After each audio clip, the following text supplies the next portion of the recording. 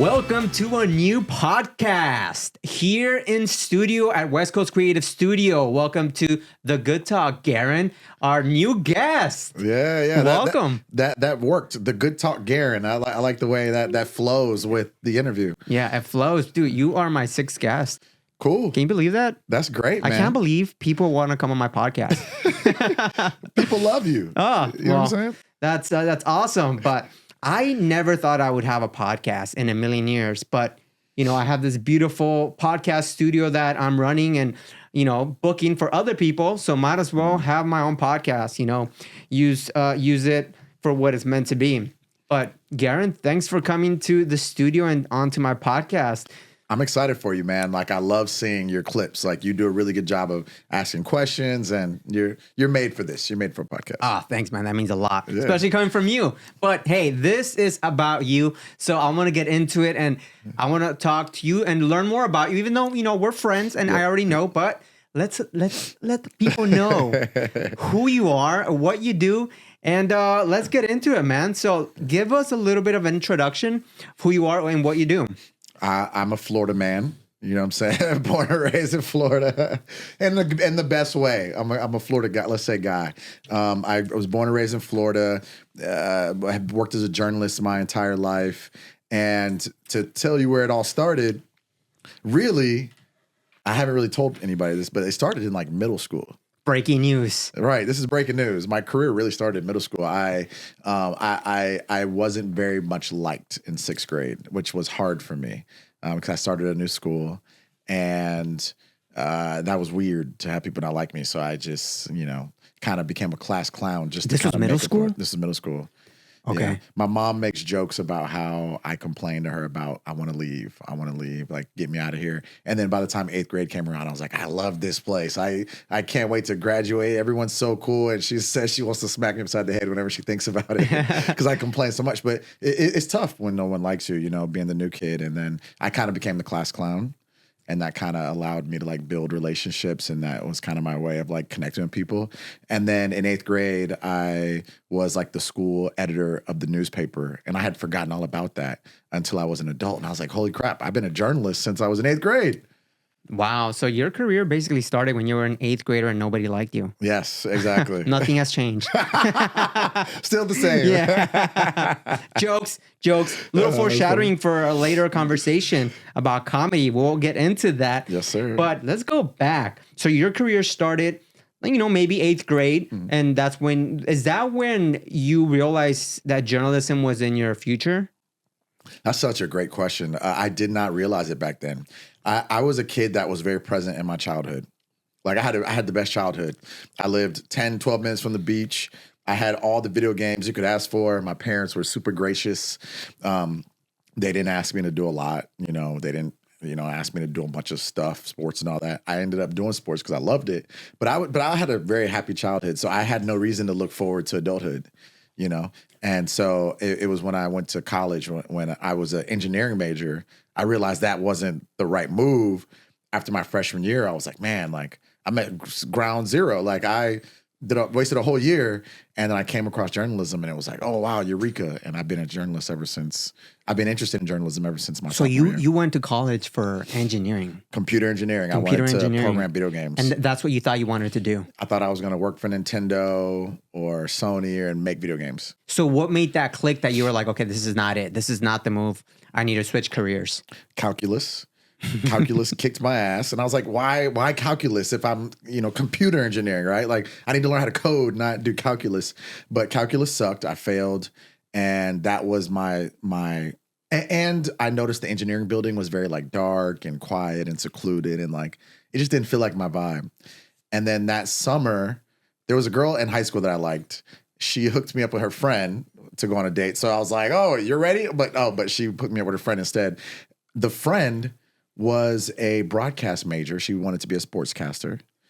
And we were on the date. The date didn't go well because of me. I was super nervous. But at the end of the date, she was telling me about how she wanted to be a sports broadcaster. And Zeus, I was like, huh. I was like, really? Sports broadcaster? Were you like, wow, like, is that something people do? Like, is that a career path? Correct. That's exactly what I thought. Yeah. I was like, oh, you can do that? Yeah. What you just said is exactly what I thought. And that fall, that was the summer break. That fall, I like went to the career center. I was like, look, I need your help, but I think this is what I want. And they were like, they did all these tests and they were like, that you'd be great with communications and journalism. Oh, wow. So Yeah. then at that point, you're like, okay, communications. It snapped. So what happened after that once you realized that was what you wanted to do in the future? I took one journalism class that for fall of my sophomore year, and I never looked back. I was a journalism major ever since, and I knew I wanted to do TV broadcasting. And ever since then, I just matriculated through school as a broadcast journalist, and I graduated, and that was And this it. was still in Florida? This was still in Florida. Okay, University so of you South Florida. graduated college in Florida. And what year was this? 2009. 2009, you graduated yeah. college with a communications degree? It was mass comm. Okay. Mass communications. Mass communications. So then after this, when did you decide to move to LA? So after college, I did a year at home in Fort Lauderdale. I worked at the YMCA. That was a super cool job. And I was not ready to be a TV reporter. I was like, if they put me on TV, I would be a joke. And so it was frustrating. Like, I'm done with college and I'm not good enough to be on TV yet. So I went to grad school at Northwestern, one of the top journalism programs in the country, Medill. And if not the top, we like to say we're the best. And I was the first person in my class to get a job on TV as a TV reporter. And I did that for 7 years. And it was in grad school when I realized that I kind of was interested really in like Ryan Seacrest and, you know, Carson Daly with The Voice. And like, I was like, man, like I love what they do. That's super cool. So would I ever be able to do that one day? Like, that would be cool. Was this another time in your like career where you're like, wow, like I kind of want to do that? This was in grad school when I became interested in like hosting. And then my I was gonna say my rookie season as a reporter, when I was a Cub reporter, we would go to the weatherman's house for poker nights. And, you know, everyone loves the weatherman. We would go to Rob Nicotola, that was his name. We would go to his house and The Voice would be on. And I was like, dang, man, Carson has the coolest job. Like Carson Daly, he just goes up and like introduces artists. And like, I would get emotional from the stories of people like leaving their home in Iowa or Kansas or wherever to go to pursue their dream. And like, it just really connected with me. And what made you want to like be like a host like that, like for a TV show? I just knew that I was good with people, good being on stages, good being on a microphone.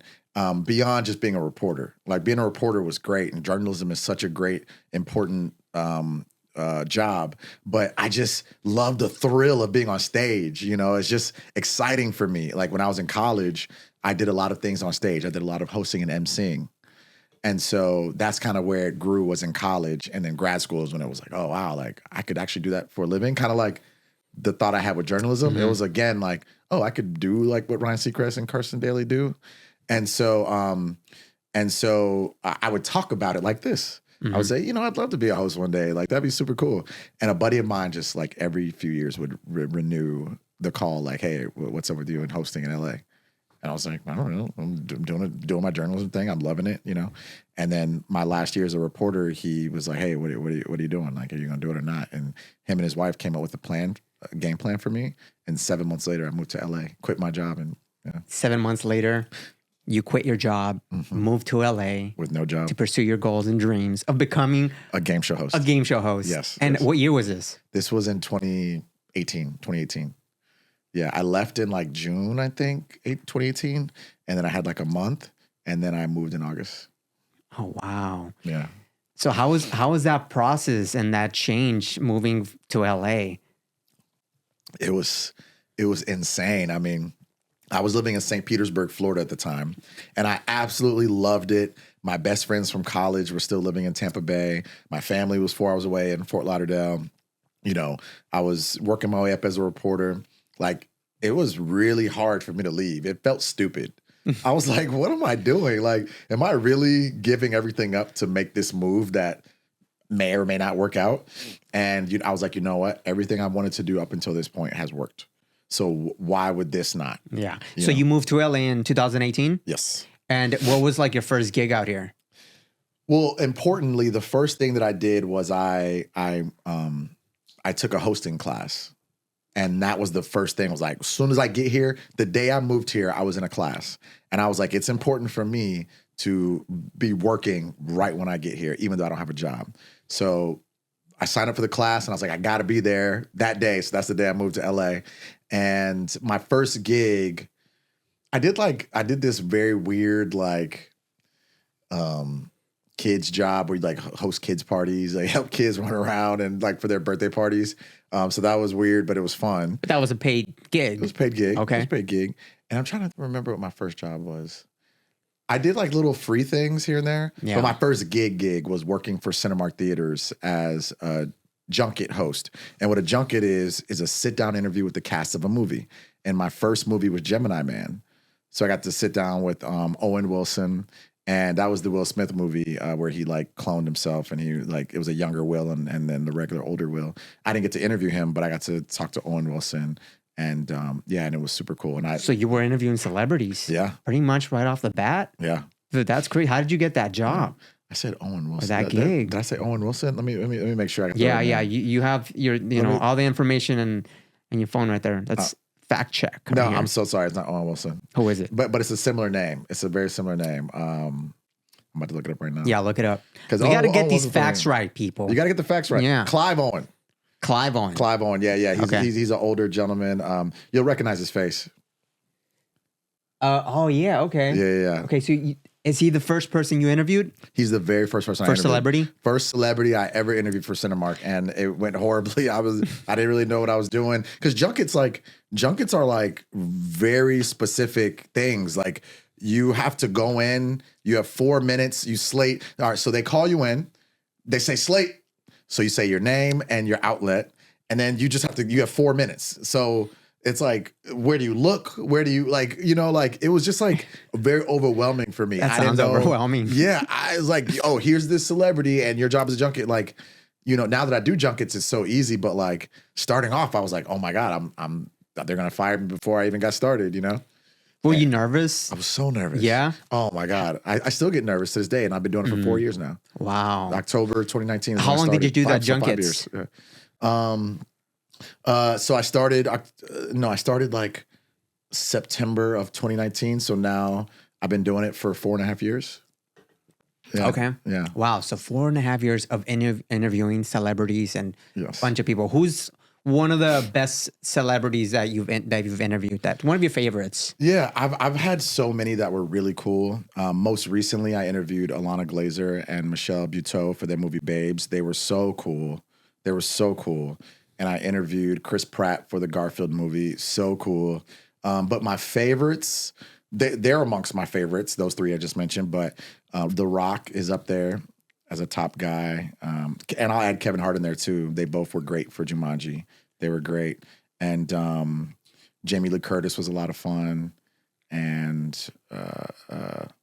just everyone. And what's some advice you'd give someone that wants to go into this industry as a reporter or like a interviewer? Like, how do you even get started with this?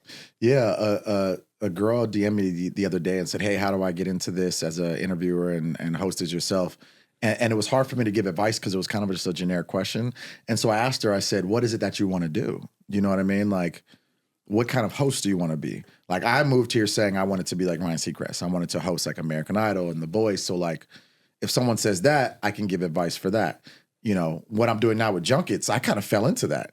I didn't even know what a junket was. I didn't know what a junket was, So I kind of fell into it accidentally. But what you do is you put yourself in this world. You put yourself in this world as a host. You say, this is what you want to do. And then you'll find out about all the different opportunities.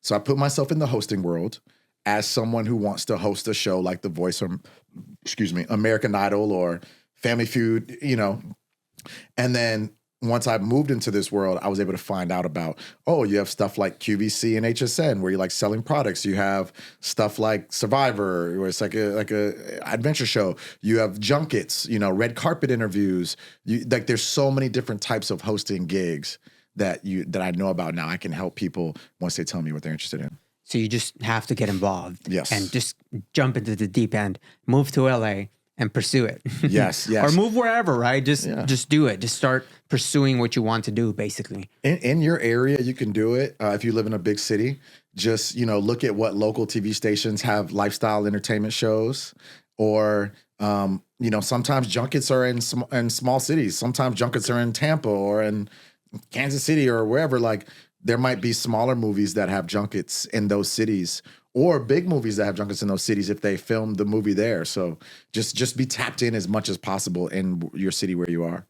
What city do you think is like the biggest for this type of industry? You think LA is the biggest place to do this? Yeah, New York and LA. I would say LA is probably the most potent to do hosting, but New York is there too. But LA is big for like, hosting, acting, on-screen acting. New York is big for like comedy and theater and stuff like that. But they both have very similar worlds. Okay. So then what was another thing another big thing you did out here in LA? Besides interviewing celebrities and all this stuff, what's another big thing that's... Man, one big thing I've done is I was in a movie with Jamie Foxx. They Cloned Tyrone, which was the #1 movie on Netflix last summer, the summer of 2023. And I told myself the one person I want to meet and maybe interview when moving to LA is Jamie Foxx, because he is a comedian, he's an actor, he's a musician, he's a host now. Has been hosting Shazam for several years. And so he does a lot of what I want to do. And I was a huge fan of his growing up, watching the Jamie Foxx show, and Collateral is one of my favorite movies. And, and I ended up being in a movie with him. So it was like... It's a dream come true. Insane. So is he someone you looked up to, like when you moved out here, before you moved out here? Absolutely. Yeah? Absolutely. And you got to work with him? Got to work with him. I didn't meet him, but we're in the same movie. We're in the same movie. What's the movie? They Cloned Tyrone. They Cloned Tyrone. Okay. Yep. And what did you do in the movie? What was your...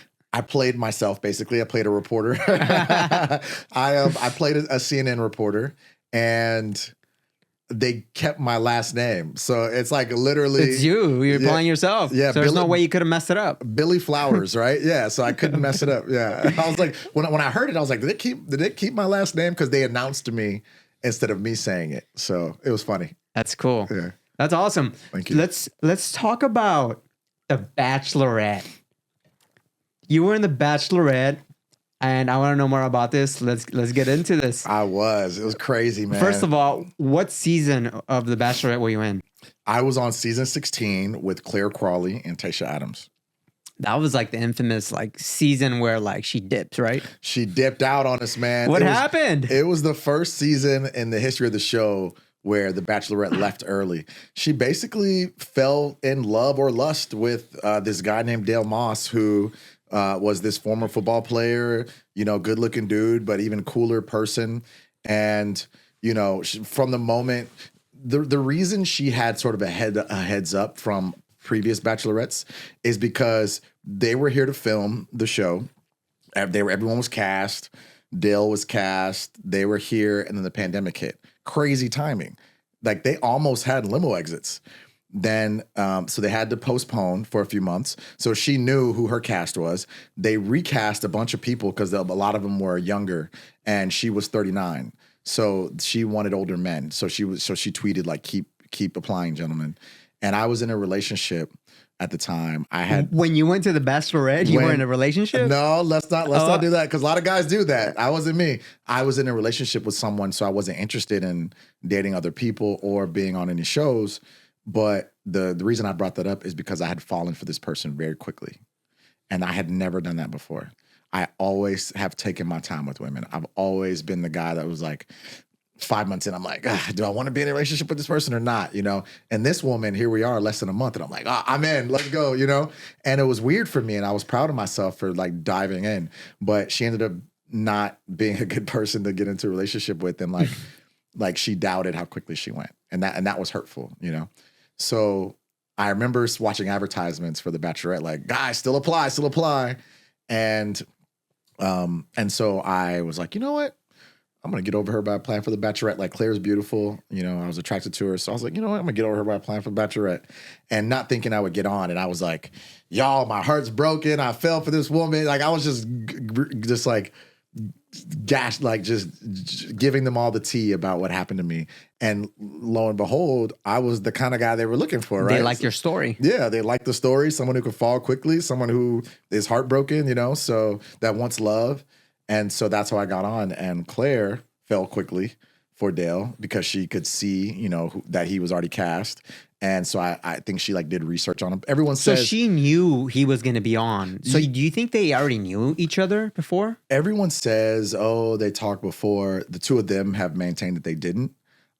Either way, I don't care because, you know, if it was me, if I was in her shoes and I was the Bachelor and I knew the women that were before me that were already cast, and then months later they cast new women, I would get all the new women a chance, right? Like my best option is on the second batch. I'm gonna give them a chance just as much as the first. So if they were talking, I don't care because like that's her thing if she did that. But I don't think they were. I don't think they were. Yeah. I just think she knew of him, so she was able to kind of like, I like this guy, you know. Man, but that's so unfair, man. You didn't even get a chance. Dude, I didn't even get a shot. I didn't even get a shot, but I had some crazy moments. So was that like a really short season? Like how many days were you there? I was there I quarantined for about a week and a few days. And then I was on the show for about 5 days. And so I was there for about 2 weeks.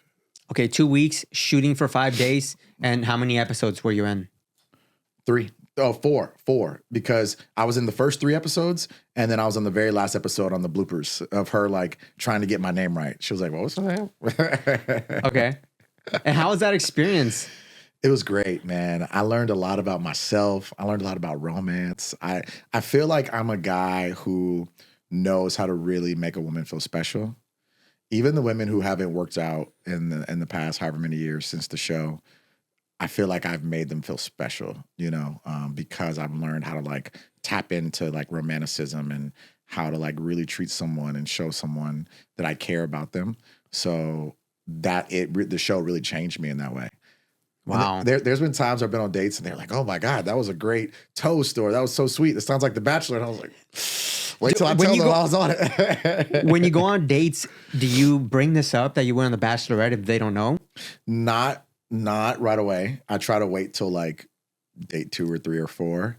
And it's so funny. Because they start, looking you up, they're doing research. It's so easy to Google me. Yeah. You just type in my first name and Professor or Garin, you know, and it's so easy to find me because it's a unique name, you know.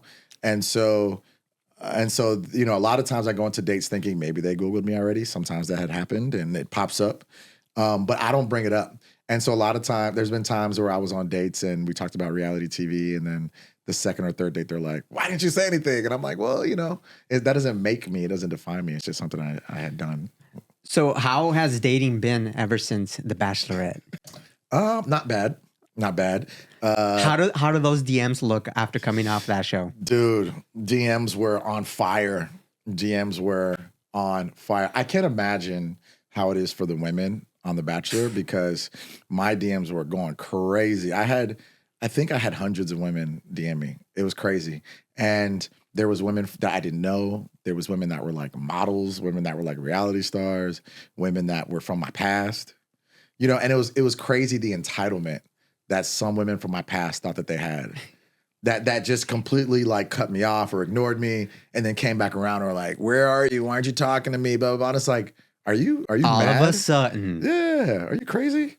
But it was, dating has been fun. You know, LA is a fun place to date, but also frustrating because like, you know, I have had some situations where I was like, oh, this could be the one, you know, and then like disappointing when it's not. And you know, when you put your best foot forward, you're like, what happened? And so there's been some disappointing situations where like I could have been in a relationship and well on my way to engagement and marriage, but just it didn't work on their side. And then it's happened on my side too, where there was like phenomenal women that it just didn't connect with me. And so that's kind of been the balance, is like one or the other, like not connecting on my side or not connecting on their side. And I'm just waiting for the right connection that just like works together, you know? Can you give me 3 dating tips? Yes. So like first date tips or like deeper, like in? Yeah, let's do first date. Okay. I'm pretty good at first dates. I'm not gonna lie. I'm pretty good at getting second dates. You know what I'm saying? Like, just because, like I said, I've just learned so much about romance and how to like treat a woman. So I would say the first thing is think of this is like level 3, 4 type stuff. You know what I'm saying? Oh, let me take some notes here. You know what I'm saying? Let me take some notes. Think of a place where another place is nearby that you could walk to, because it's like a second date on a first date. So like if it's like another bar that just has a different vibe, or a little dance spot, or a spot with live music. So like whether it's like dancing or live music or another bar or a rooftop, make sure you're near something where you can walk to something else. Okay, so plan it out. So plan, let's say, dinner. Then after that, maybe go somewhere else. So yes. So kind of like 2 dates in 1 day. Yes, 2 days in 1 day, and that's a good idea. It always works. Always works. You just feel like you know each other more. You're like, oh, like, you know. Yeah. There's times where I've like really like had strong connections from the get go. Like I kind of had to pull back a little bit because like we were kind of like connecting too closely. Yeah. And it's like you do want to slow build. You don't want to exhaust the connection too quickly. Yeah. And then number 2, I would say keep it light. I think we're in a day and age now where men and women want things to be more lighthearted and not as serious. So like, you know, just offer someone to go out for drinks if you both like drinks, or offer to go for a walk. Or I know a lot of women don't like coffee dates, but like some do. So like maybe offer you a coffee date, or, you know, but just don't do anything too serious, because I think that like burns people when it's like, oh, well, we did all this and they're not interested anymore. Like, you know, so just try to do something low key. So that would be second. And third, I would say do something that you guys talked about. I think women love that. So if you guys talked about pasta, be like, oh, I know a good pasta spot. The one that you probably haven't been to is the best pasta spot, you know? Or you guys talked about ice cream. So like you do the thing where like you go start off somewhere and be like, hey, by the way, I chose this place because there's great ice cream, a spot around the corner. Would you like to check that out? You know? So whatever it is you guys talked about, do that. And like, it could have been you guys talked about like her favorite flower. So you could like bring her 1 tulip. And it's like very low key, right? Okay. Yeah. Like wow. So that's very, very romantic. Yeah, it's romantic, and it's like thoughtful. Yeah. You know, or like, oh, you guys talked about a book, you know, and so you can be like, hey, this author has another great book. I brought it for you. Or, you know, you can only read the first few pages. But this is the first date. Yeah. Wow. I'm telling you, man. I've been doing it wrong, man. There's just little ways to stand out. Yeah. That's not like super intense. Like there's some guys that'll give you advice that'll be like, get them an Uber and like buy them a whole bouquet of roses and, you know, send them money to get their nails done. It's like, that's way too much. It's way too much, you know? So these are things that are like thoughtful, but small. Even like a toast. I'll spend 2 minutes thinking of a toast that connects with our conversation that we've had. And they'll be so grateful just off of that. And these things are genuine. This is not like games, right? Yeah. This is like with women I actually like am interested in. How do you gauge if they like you and if you should ask them out on a second date? I don't ask women out on a second date in front of them, because I've noticed that makes them uncomfortable, but I've noticed women have said yes and then it never happened. And it was more upsetting for me, where it's like, dang, like, why did you agree to a second date when you weren't feeling that? But if someone asked me, and I think women have asked me before, like, hey, would you like to go out again? And it's kind of it's very uncomfortable to be like, no. So like, even as a guy, I've gotten that, and it is a little uncomfortable. So I stopped asking women out on second dates in front of them, unless they're like, hey, I'd like to see you again. And if I feel the same way, I'd be like, yeah, I would like to see you again too, you know? But you could feel a vibe, right? Like you could feel a vibe, and you just have to go for it. And like, there's been times where I knew I was feeling a vibe, but like, I didn't know if they were feeling it. And I just talked myself out of that by saying, give them a shot, give them a chance. Cause like they might just be slower to connect. So there are times where I've asked women for second dates and I didn't know what they were going to say. And they said yes, and we did.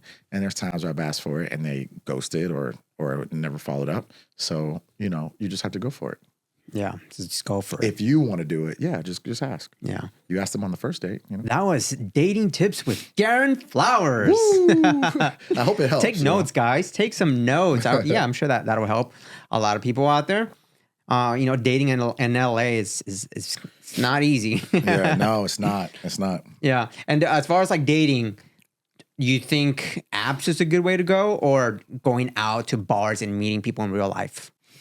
I think the pendulum is swinging back to meeting people back in real life. You know what I'm saying? Like dating apps became the thing, the hot thing, and they still are. Like they're only getting more and more popular, right? Like they've been around for a while now. Like I think Tinder's been around for like at least 10 years now, which is insane, right?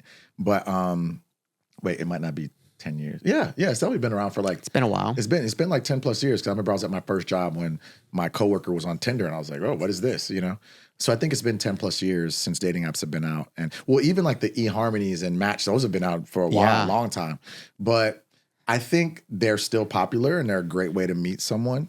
But men are missing out if they're not approaching women in person, because women are grateful for it. Like I approach women in person, and like there's this like gratefulness that I haven't noticed ever in my life. Like they're just like super grateful, because I think that part is missing now. And women that are like very attractive, that I like almost talk myself out of it, like, oh, they'll never be interested in me, but I just went for it anyways, and then ended up going on a date. You know, What's a good pickup line? dude, I'm all about this. Yeah. Oh man, yeah. Let's go. So if you can't think of anything, it's simple. You just go up and say, hey, I just wanted to introduce myself. I'm Garin. I noticed you and I had to say hello. And you have to sort of put some type of flirtation in there, or else they'll be like, why are they talking to me?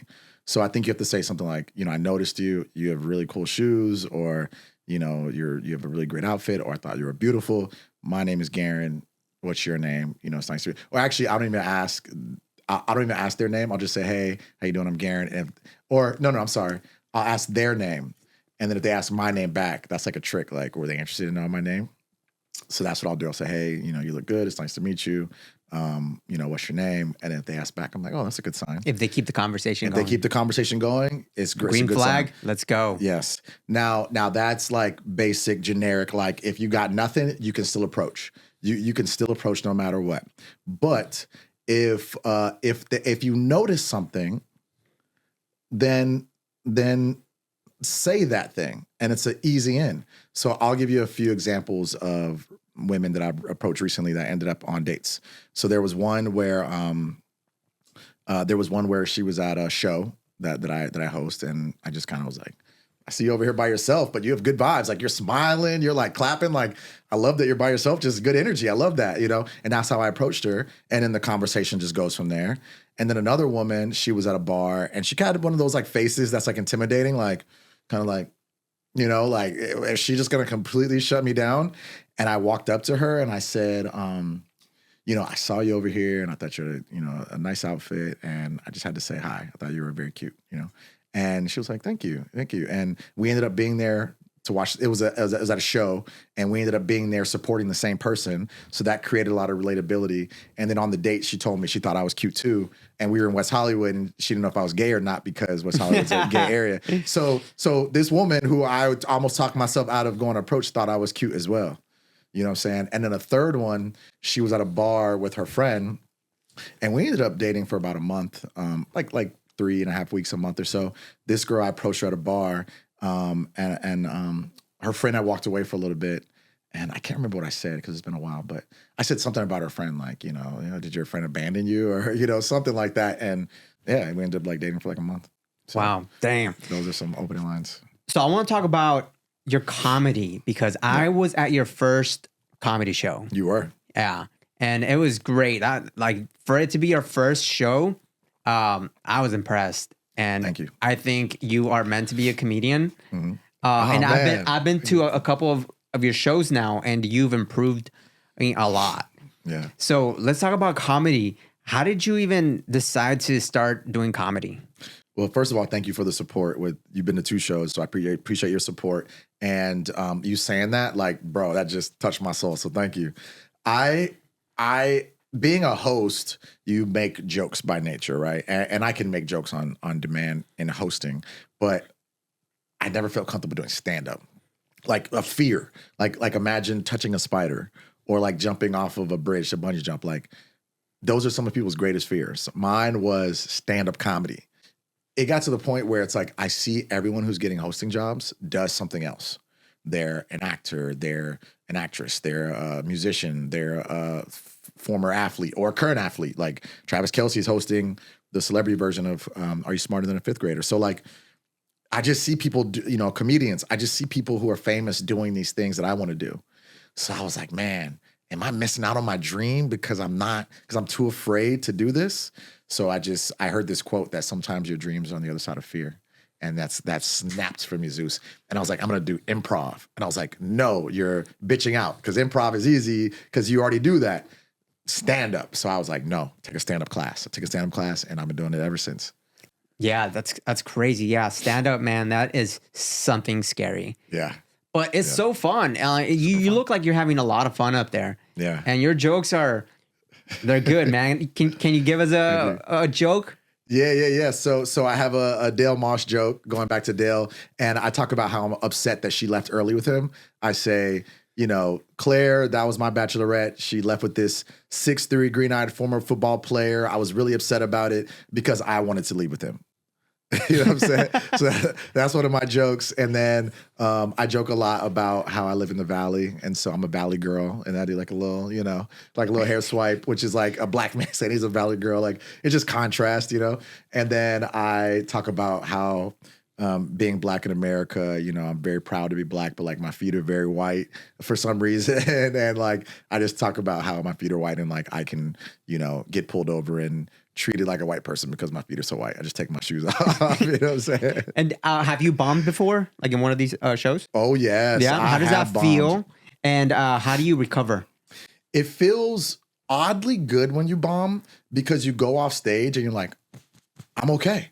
I'm alive. Like that was embarrassing and I'm okay and I'm going to go up again. Maybe even tonight. So it feels good in a way where it's like, oh, I'm not. That didn't deter me from doing this again. So it's not a great feeling when you're up there and you make a joke and no one laughs, but it's always like, what's next? What's the next joke? Is the next joke going to get a laugh? So you just like move on. You do a little chuckle yourself or whatever, or even make a joke like, okay, scratch that one. Y'all don't like that. And a lot of times audiences will laugh at that by calling out the awkwardness. So I have bombed. It's not a great feeling when you're on stage. When you're off a stage, you kind of just hang your head and you're like, the next show I'm going to freaking kill. So it motivates you just to go again. Crush. That's awesome. Yeah. And where do you see yourself in the next 3 to 5 years? You see comedy in your life being a big thing? I'm going to continue doing comedy. I would love to do a comedy special, post it on YouTube. That would be great. And I think I'll be hosting a game show. Nice. Thank you. And in a relationship. Okay. We're calling it right now. Let's call it right now. So comedy special. Mm-hmm. Hosting a game show, and in a relationship. Correct. In the next 3 to 5 years. Yep. All right. We'll have you back on this podcast in about 3 to 5 years, and we'll probably have you sooner than that. Yeah. But we'll keep having you and see where you are. Dude, I love that. Yeah. Bro. Yeah. Thanks for having me. I can't wait to see your comedy special, man. That's going to be awesome. And thank you for coming to the Good Talk. Yes. I'm proud of you. These were great questions, and please keep the Good Talk going. Yes, I'm going to do my best to keep this podcast going and keep on bringing people, artists and content creators that want to be on my podcast and keep it growing and see where it goes. Yeah. So that is it. That's all I got for you. So I can't wait to have you back on here. And we'll see you guys next time. So make sure to follow me, follow Garin. What's your Instagram handle? Plug yourself. Yeah. IG, TikTok, X, at Garin Flowers, Garin Flowers. Or they can go to my newsletter, The Weekly Joke. It's theweeklyjoke.com. Right now, the link's not working. But if you go to weeklyjoke/Substack, you'll find it. Where can people find your shows? Like every time you perform, do you post it somewhere? On my Instagram. Yeah. So at Garin Flowers on Instagram, I always post my shows. Okay. And how often do you perform? At least once a week, minimum. Okay. There you go, guys. Follow him and go watch one of his shows. They're freaking awesome. I love them. Thank you, man. But thanks for coming, man. Yeah, this is great. Boom. Yeah, Let's go. There we go. There we go. Let's go. We did it. Woo!